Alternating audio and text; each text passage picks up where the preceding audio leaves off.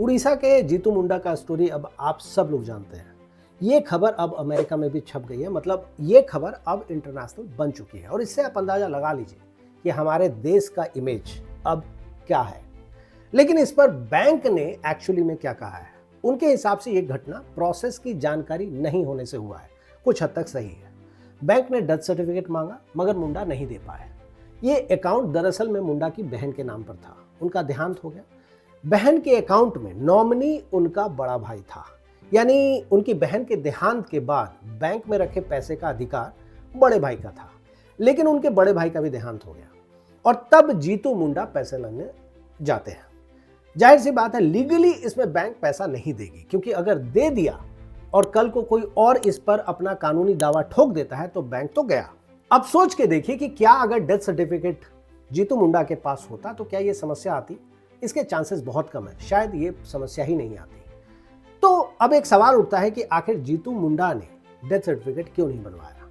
दरअसल इसके पीछे बहुत सारा कारण है, लेकिन एक बहुत ही कॉमन कारण है और वो ये है कि अगर आप डेथ सर्टिफिकेट बनवाने जाइएगा तो जो सरकारी बाबू होते हैं, अधिकारी होते हैं और जो क्लर्क होते हैं, वो लोगों को इतना दौड़ाते हैं, इतना घूस मांगते हैं कि लोग सोचते हैं भाड़ में जाए। और यही कारण है कि जीतू मुंडा के पास इस तरह का सर्टिफिकेट नहीं था। अब आप सोच के देखिए कि अगर यही डेथ सर्टिफिकेट जीतू मुंडा के घर पहुंचा दिया गया होता, यानी हर आदमी के घर अगर पहुंचा दिया जाए, तो ये समस्या बहुत हद तक कम हो जाएगी। लेकिन ये काम सरकार नहीं करेगी। वहीं दूसरी तरफ बैंक जो कह रही है वो कागजों पर एकदम सही लग रहा है, कोई गड़बड़ी नहीं लग रहा है। लेकिन अगर बैंक के कर्मचारी या उनका रिश्तेदार या कोई बड़ा बिजनेसमैन अभी बिना कोई पेपर के आ जाए और इसी तरह से पैसा निकालना चाहे, तो विश्वास कीजिए मैनेजर साहब सारे कानूनों को अपने जूते के अंदर डाल देंगे और पैसा निकाल के दे देंगे। लेकिन क्योंकि ये आदमी गरीब था, इसलिए इसको बैठने के लिए कुर्सी भी नहीं मिली होगी। समझाने के नाम पर बोल दिया गया होगा, इतनी बार तो समझा दिया, क्या बार बार आता रहता है। मैं उस आदमी की हालत को समझ सकता हूँ। वो बेचारा परेशान रहा होगा। जिस देश में एक तबका हर दिन करोड़ों रुपए बनाता है, उसी देश में एक तबका ऐसा भी है जो 20 रुपए के लाल नोट को 50 से ज्यादा समझता है। आपको विश्वास नहीं है? आप झारखंड जाइए, उड़ीसा जाइए, इंटीरियर में, ये सच है।